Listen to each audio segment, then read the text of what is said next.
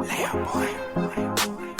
I guess I've been dreaming, 'cause now that I'm woke, everything that I see ain't what it seems, man. I guess I've been dreaming, 'cause now that I'm here, what I feel motivates me with reason. I guess I've been dreaming, 'cause now that I'm woke, everything that I see ain't what it seems, man. I guess I've been dreaming, 'cause now that I'm here, what I feel motivates me with reason. I guess I've been dreaming. And bow and peace and love to the guys and goddesses and the high vibrating species on the planet. What it is or what it do, academates. Welcome back to the channel. How we living? How the world treating y'all?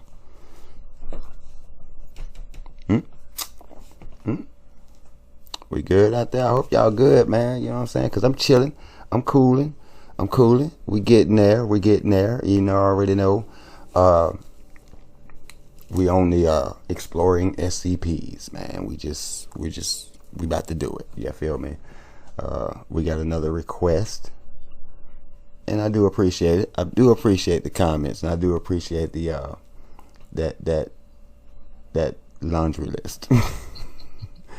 I've actually done a couple of them on the list, to be honest with you, already. So those are coming, and other ones I haven't even seen them yet. So we're gonna go through those as well, because I actually looked at the list, and yeah, they seem a bit interesting for the most part. So we're definitely gonna check those out. So salute to all those that's liking and sharing and subscribing, and definitely, you know what I'm saying, commenting with your recommendations, and because we definitely gonna spin the block. On that. But today we got the unusual incidents unit, which would be the UIU. So we're about to see what's unusual and what kind of incidents got swept under the rug, allegedly. And see what kind of rabbit holes we find. You dig? So without further ado, academates, don't forget to like, share, and subscribe. If you're new, just pull up a seat. Maybe grab a pen and pad, take some notes, just in case. It's always good to, you know, keep one in your cerebellum. You know what I mean? Just in case you out traveling and you just so happen to see something that you just didn't think was that, and it's like, oh my, it's that. Yeah. So we rather get caught with than without it every time. That's one of my things. I mean, I got to stand on that one. I'd rather get caught with than without, and that's including information knowledge. You dig? So again, without further ado, I hope you got what you need, because I do. And we're about to see what's unusual with these incidents in this unit, the UIU. Let's get her bustin'. Unit. The SCP universe has its fair share of secretive, mysterious organizations that operate outside of the control of any single country or government. Yeah, I know, right? This includes, of course, the SCP Foundation, the Chaos Insurgency, Marshall Carter and Dark, and plenty more. Shadow Law. These groups fit the standard trope of shadowy organizations with vast resources that are beholden to no one but themselves. Many countries' officials are aware of the anomalous world in some aspect, however, and some have found it prudent to form their own branches that deal with the paranatural. The Global Occult Coalition works for the United Nations to protect the world from the anomalous, and GRU Division P was formed by the Soviet Union to utilize anomalies to further the USSR's prosperity. It's no surprise at all, then, that the United States would want to get involved as well, and it's also no surprise that they're pretty far out of their league. The Unusual Incidents Unit of the Federal Bureau of Investigation is tasked with protecting the United States from paranormal threats, a rather lofty goal in the SCP universe. So, of course, they are underfunded, undertrained, and typically the laughingstock of the anomalous world. We'll be taking a brief look at some of the UIU's operations and some of their interactions with the SCP Foundation. Let's take a look at those. The Unusual Incidents Unit was formed sometime during the Cold War, under the purview of the then FBI Director J. Edgar Hoover, as a direct response to the Soviets' GRU Division P. Hoover set out to get American hands on anomalies before the Soviets could, and their success in this goal was fairly mixed, to say the least. The UIU has largely been a failure for three reasons. First is their lack of funding, partly due to being a relatively small branch of the FBI, and due to most officials in the U.S. government not being properly informed on the true danger of the anomalous world. Secondly, members of the UIU generally lack the proper training to handle any sort of dangerous anomaly, and they're occasionally thrown into the deep end of a bad situation without proper gear or knowledge. Finally, the UIU are just little fish in a big pond, and since the Foundation have practically the same goals as the UIU with vastly superior resources, the UIU are often pathetically redundant. While in the grand scope of things, this typically leads the UIU to be considered a joke by others in the anomalous world, they do at least score points for perseverance, as the U.S. government still has yet to close down the unit entirely.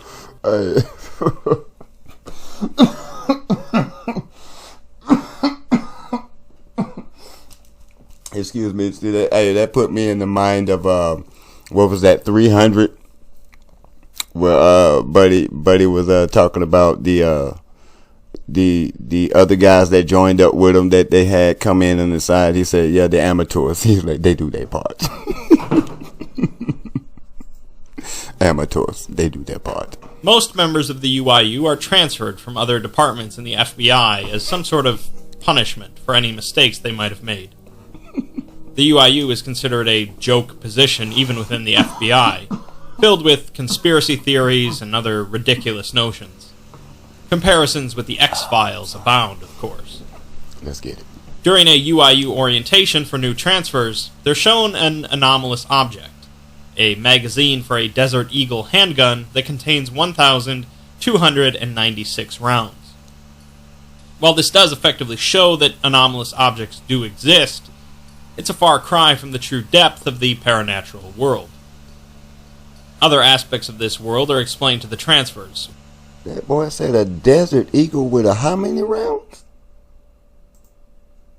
They're shown an anomalous object, a magazine for a Desert Eagle handgun that contains 1,296 rounds. Boy, that ain't a Desert Eagle. That's the damn. That sounds like the Dark Phoenix Rising. While this does effectively show that anomalous objects do exist, it's a far cry from the true depth of the paranatural world. Other aspects of this world are explained to the transfers, showcasing some of the UIU's unique terminology. Any confirmed artifact, something that doesn't belong within the world, is referred to as a cart, whereas confirmed anomalies, anomalous events or areas, are called cans. A can man is a paranormal person, and they're told that others will likely be looking for these individuals as well. The Chaos Insurgency is referred to as the Fireworks, highly trained militia groups, sometimes armed with anomalies, that swoop in and take or destroy whatever they're after. They sometimes fight each other as there's multiple groups, and UIU members are told not to interfere without backup, as they're better equipped and ruthless. The cart shoppers are Marshall, Carter, and Dark, with the official policy being to raid any known dealers of anomalous artifacts, but to be wary around MC and D.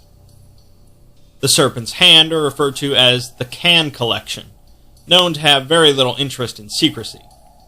UIU agents are not to confront them in public, and if a Serpent's Hand member gives them an order, they should consider following it, as the member can probably set them on fire with their mind. The Skippers are, of course, the SCP Foundation, known to be well-trained and generally helpful, since they have similar goals to the UIU. If the Foundation is on the scene, the problem is likely out of the UIU's league.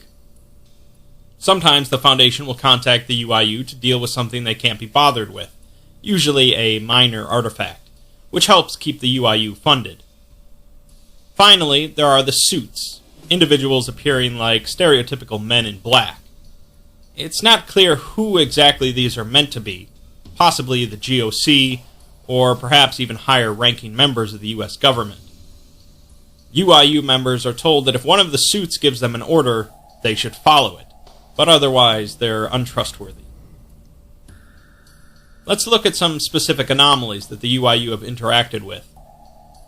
The UIU themselves don't really contain many notable anomalies, so these of course will all be SCP files. Additionally, I'll note that the UIU are not really that popular of a group of interest at this point, so their involvements are often pretty minor. SCP-1514 is a nuclear deterrent system developed by a private corporation alongside the U.S. government in 1983, publicly announced as the Strategic Defense Initiative, and disparagingly known as Star Wars. The system was functional and active for a handful of years throughout the 1980s before its malfunctions and an investigation by the UIU brought it to the Foundation's attention. The first component is a steel device powered by an unknown internal source, with an array of monitoring instruments designed to monitor the state of an entity residing inside of the device. The second set of components are a number of satellites currently in orbit around Earth. Based on the UIU investigation, the satellites contain a red fluid similar to blood, a lot of wiring, and an interior temperature of 98 degrees Fahrenheit. The wiring seems to congregate on a small, irregularly shaped container, and overall the satellite appears to be a living organism of some type. The satellites are in orbit around Earth, powered by an unknown, anomalous source, and although they contain weapon systems designed for disabling intercontinental ballistic missiles, targeting algorithms do exist for ground-based targets. Once every hour, the device containing an entity generates a radio transmission and broadcasts it to the nearest satellite.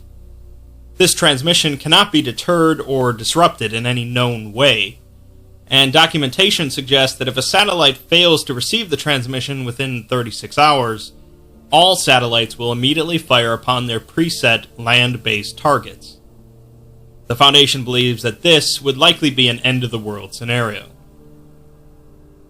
Several components of SCP-1514 were developed through the CIA's Project Montauk during the 1960s, although it's unclear what their original purpose was.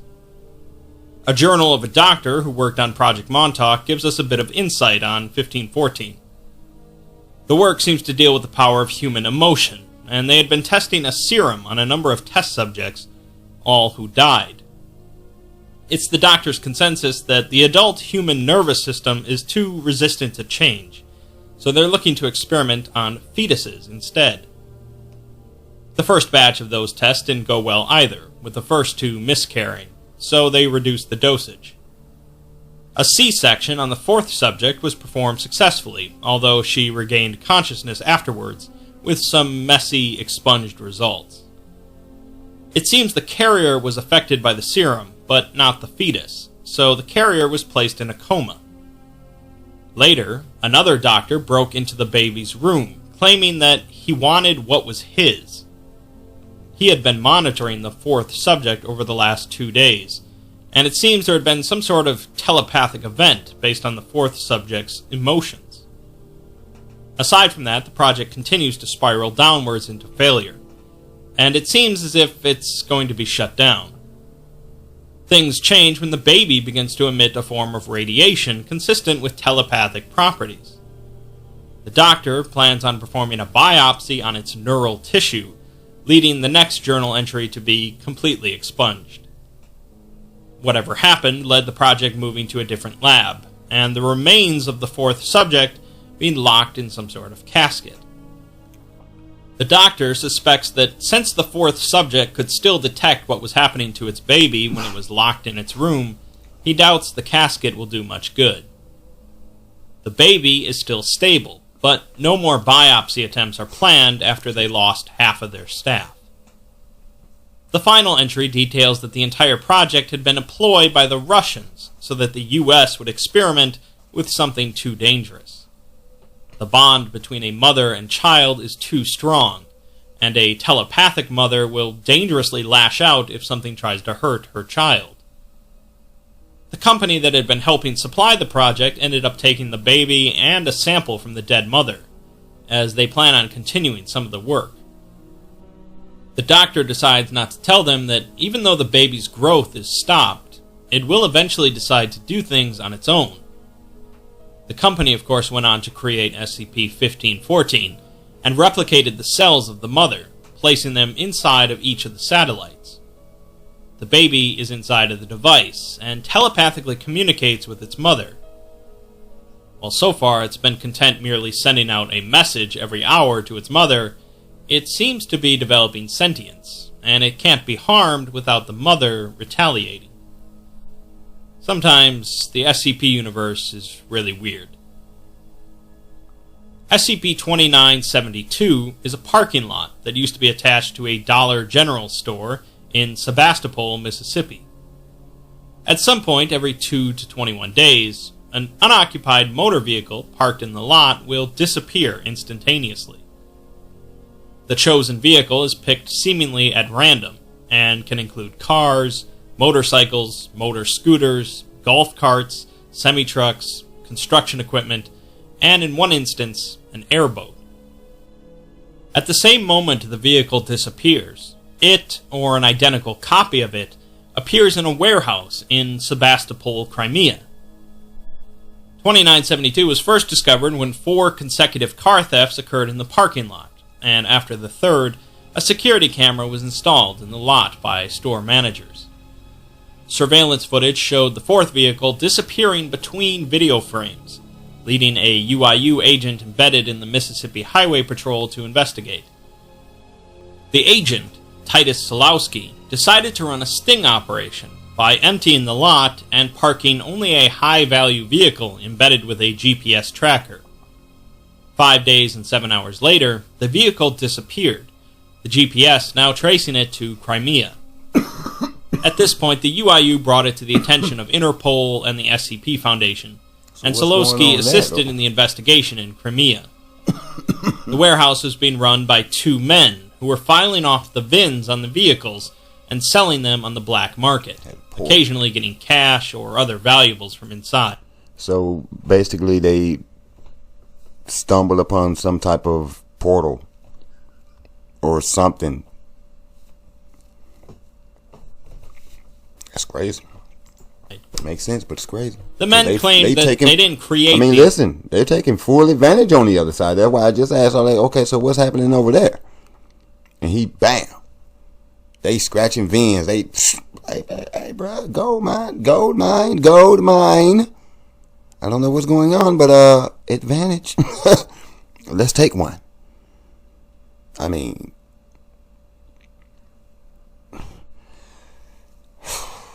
they'll get you with something. They catch you, they're gonna get you with something. You know what I mean? Of course, selling stuff. Well,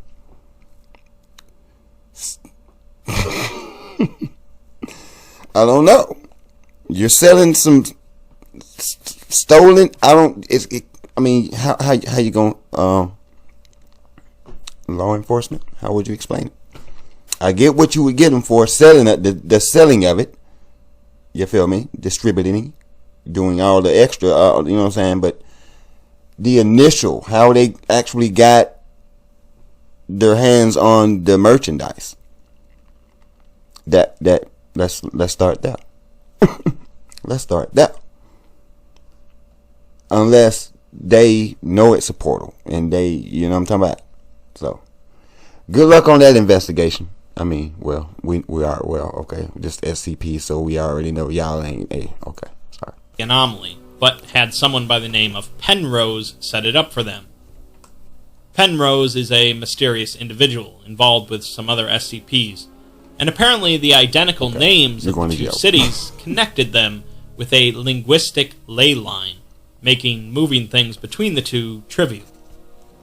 Solowski scoffs that these 2 guys discovered that there is effectively magic out there, and their first thought was to use it to steal cars. A1 magic, too. The parking lot was then purchased by a Foundation shell company, with 40% of the funding provided by the UIU, in exchange for the Foundation handling containment. The initial containment procedures involved keeping the parking lot empty, but eventually a car disappeared from a nearby service station.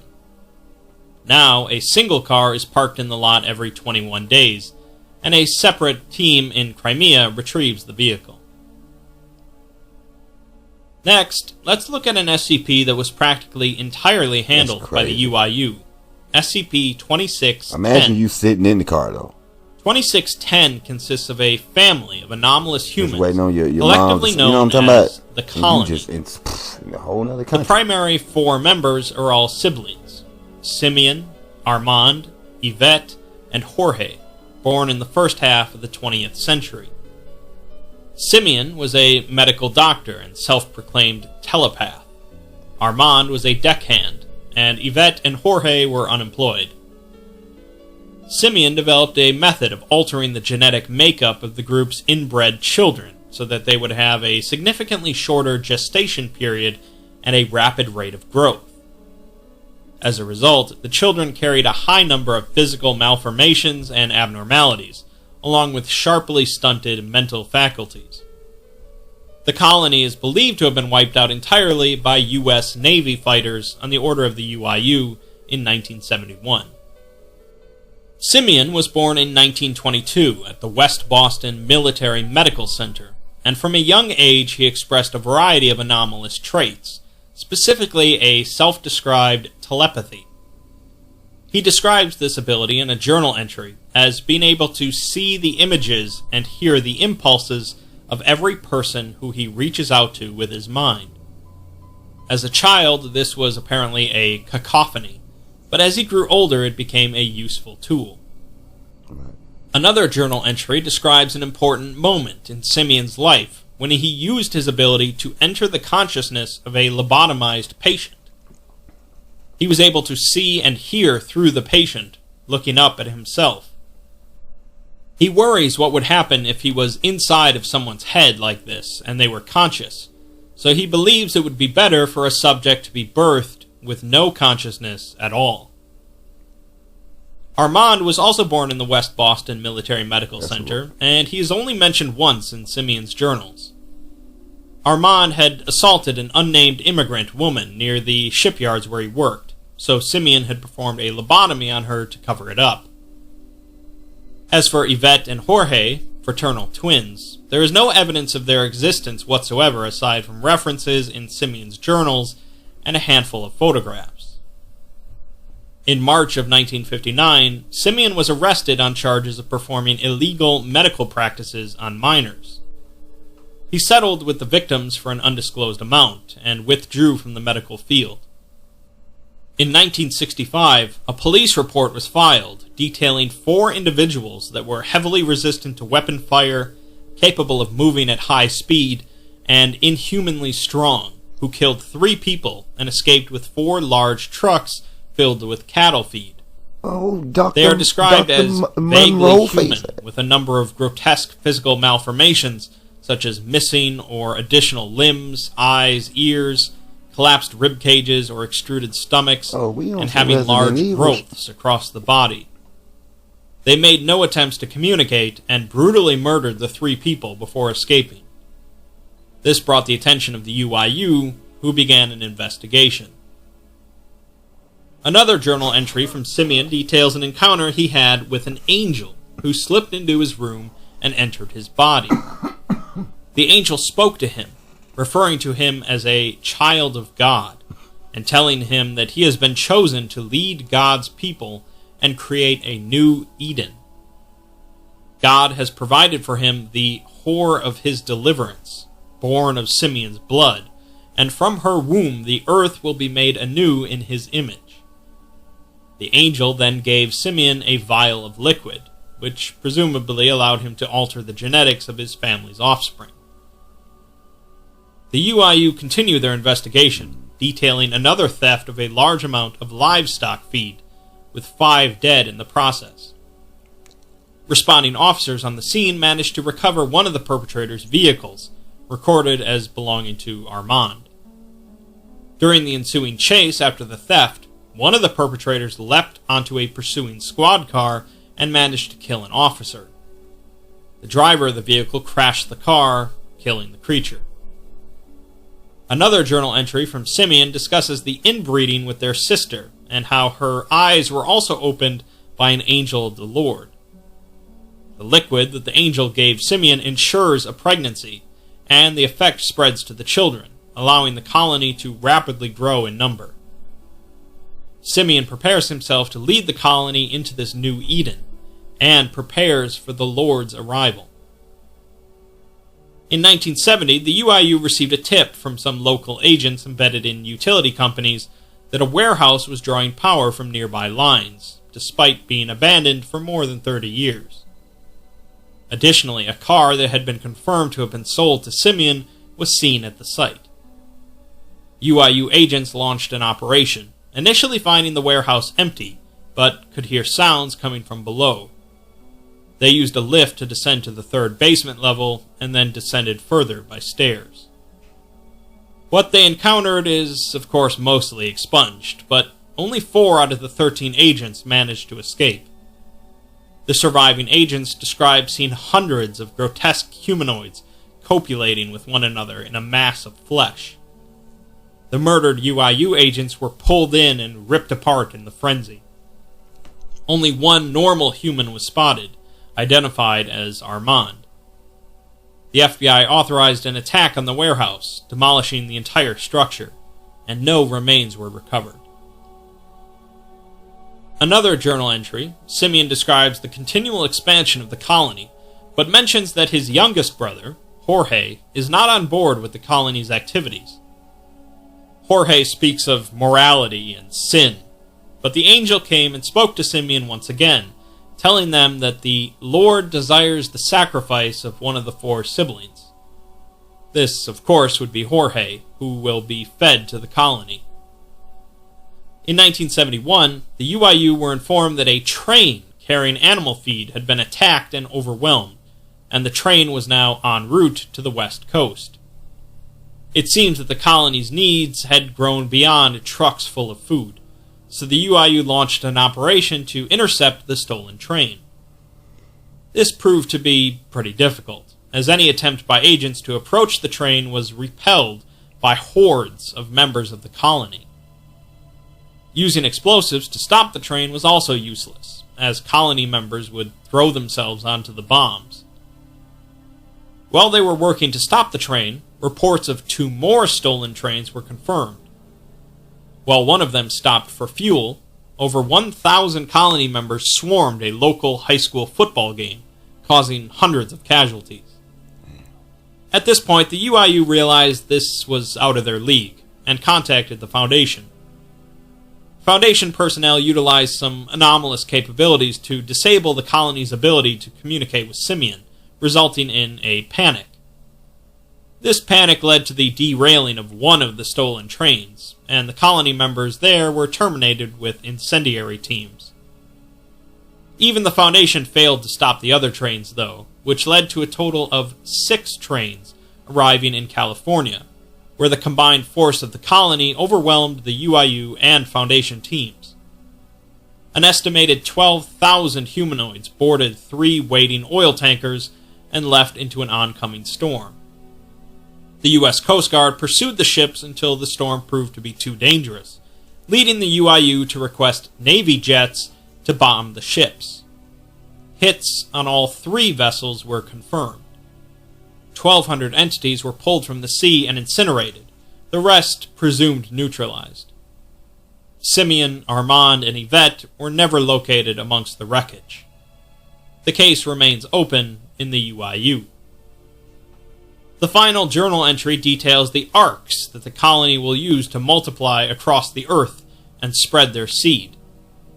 Notably, Simeon writes that the colony will spread on 4 arcs.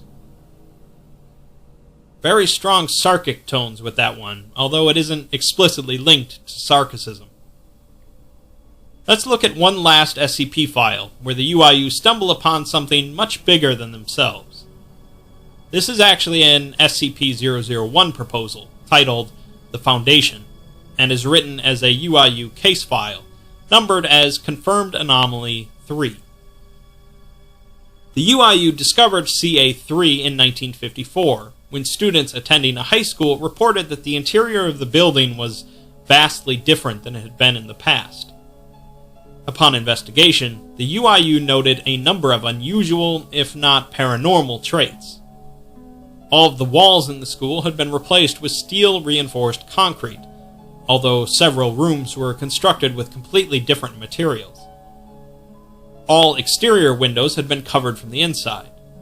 All student desks and other educational material was absent, and lockers had been modified to be significantly smaller and constructed of stainless steel. The layout of the building was also quite different, and some rooms would exhibit seemingly random modifications. No fewer than 17 computers were found, each utilizing state-of-the-art RAM. All files on the computers are inaccessible, and the computers themselves are bolted down.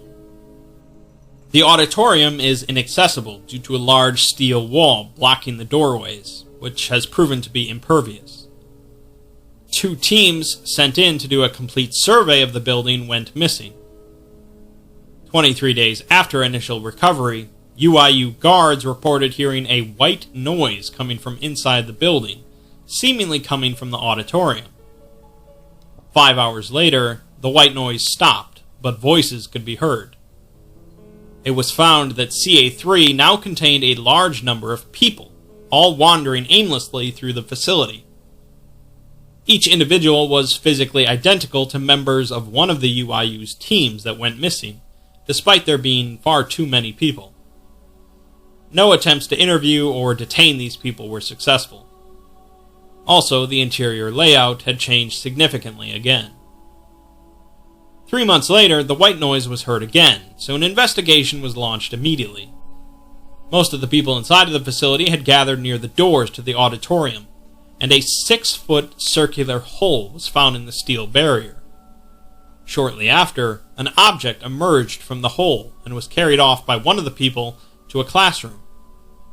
This process repeated every 3 minutes for the next 8 hours, with most objects being placed in rooms or lockers. Further investigation revealed that most, if not all of these objects exhibited anomalous properties, and many of the people were either guarding the objects or performing tests on them. It's noted that the people were following standard UIU protocol for handling anomalous items.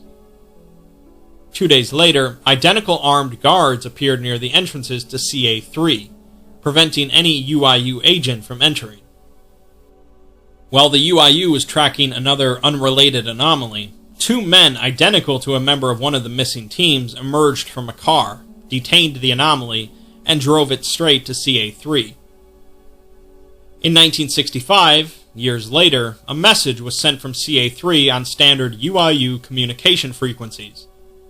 The message claims that it comes from the O5 Council, and they say that it would be nice to be friends. With their superior resources, they will handle containment, and they will be expanding from the original building. The message is somewhat coherent, but is mostly broken English. 8 hours later, another message was received, saying that they have now expanded and are recruiting doctors, guards, and D-men. They're also looking at some international anomalies. It's interesting that they are the O5 Council, and one of the missing UIU teams was designated CA3-05. Basically, the Foundation itself is an anomaly that started based on the UIU and their operating procedures. Eventually, it grew to eclipse the UIU. And of course, this is just one possible canon, but it's an amusing notion. Despite what I said earlier, you probably noticed that none of these SCP examples display the UIU in a particularly incompetent manner. While there are, of course, plenty of examples where the UIU are little more than bumbling fools, played more for humor than competence, these articles show the UIU as capable agents that simply lack the resources and knowledge available to larger groups. As I already mentioned, there are plenty of allusions to the X-Files with the UIU, federal agents thrown into the deep end of a mysterious, esoteric, and frightening underground world. Although it's true that the US government probably doesn't need the UIU in most instances, since the Foundation is capable enough. Oh yeah, they do. For now, they're going to keep doing the best that they can.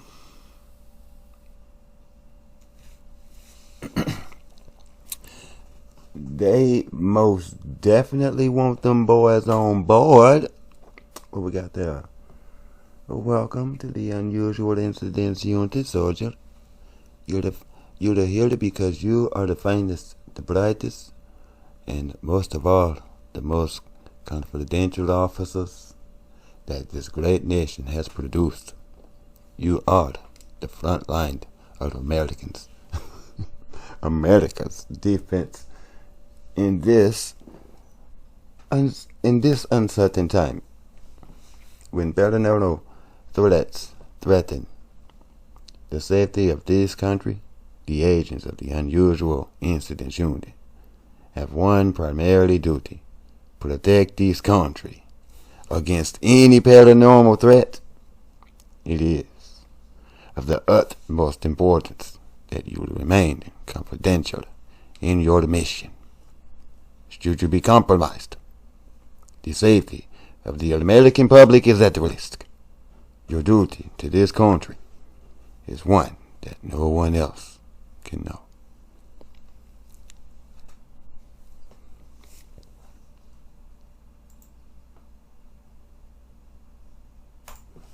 Okay, so that is the UIU, and they sound like the D class of the outside. Minimum information. They got to get out there and get dirty, and they gets to do deal with them. And sometimes they prevail, depending on what they dealing with. Dang. So allegedly, I would like to say condolences to all those that listen, man. Listen.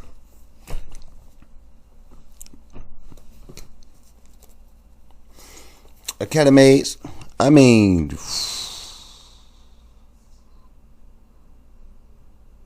that was a lot.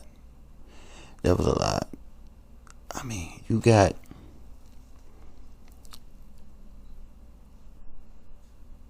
these people taking over, and they just popping up and they just taking over. Then you got a guy talking about sacrificing. That's a no-go. No. No, not going for it. That it may be a god, but it's not okay. But anyways, moving on. So it's a lot to really unpack here. I mean, for real.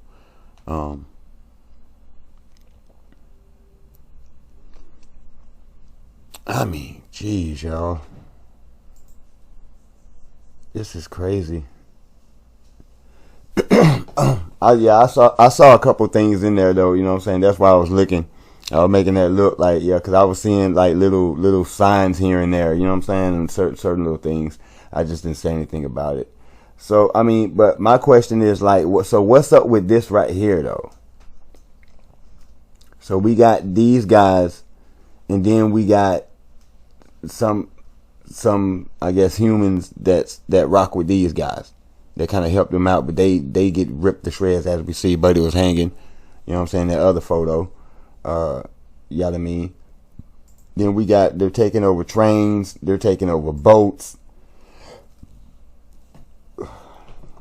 I was really thinking about looking that name up and just see what I find. Just for shites and giggles. You feel me? Just a little sidebar homework, just to see what pops up. Of course, you know, it would be a swept thing or never even heard of it type of deal, but you know, it is what it is.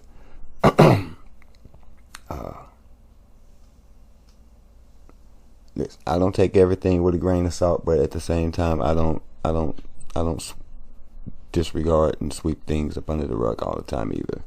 So I mean, this is definitely a lot. And I mean, these satellite, I mean, come on, man. I mean, and you got this particular unit that's just like,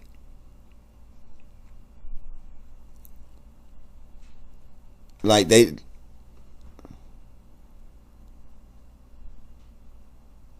they're definitely the D class on the outside, like, you know what I mean.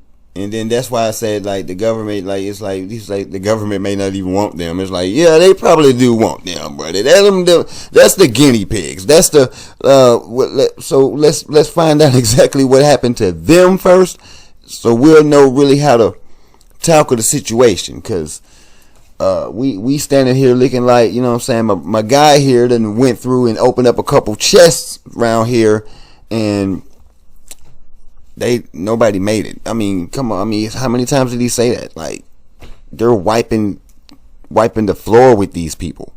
So, like I said, you know what I'm saying, if any of this stuff just so happened to be, you know what I'm saying, on some whatever, then my condolences to all the people that was lost in this junk right here, man. Cause this was a lot. This was a lot of people. I mean, they had to actually do the train and then burn all the people, allegedly. Then you got cars disappearing and popping up in other places, and what I say, then they knew all about it. Probably making a killing before folks, you know what I'm saying, they actually caught on to it. That's crazy, yo. But hey, and then that's another thing.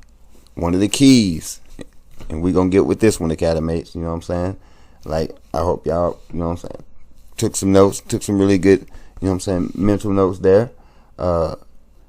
Be sure to keep your head on the swivel. Don't get caught in a car and pop up some dang place else, or in one of these type situations. Just, you know, keep your head on the swivel, you know.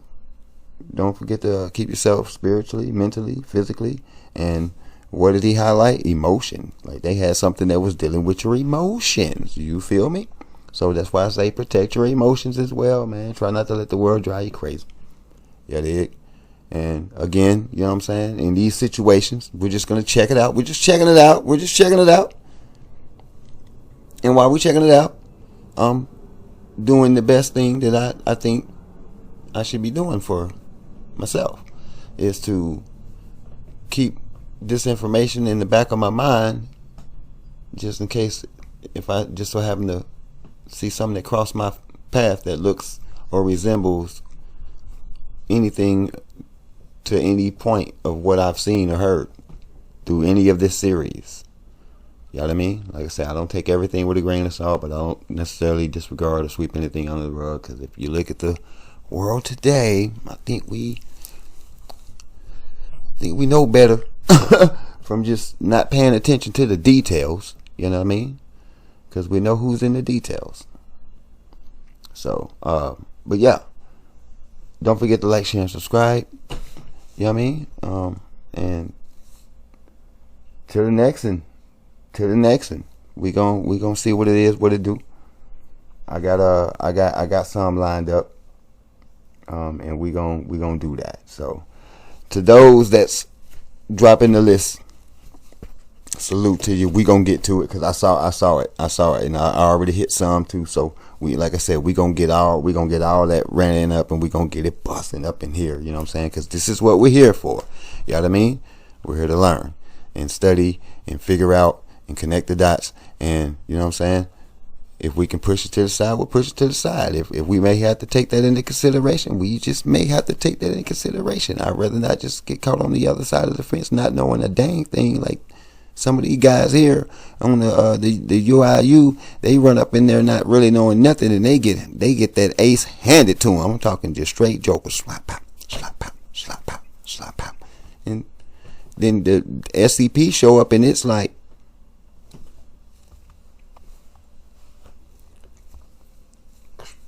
I need to clean up. Burn this, burn that, and take that, and let's see if we got some witnesses. You know what I mean? And don't forget to pull out your neuralizer. But wait a minute. You know what? I'm away. Academates. Peace.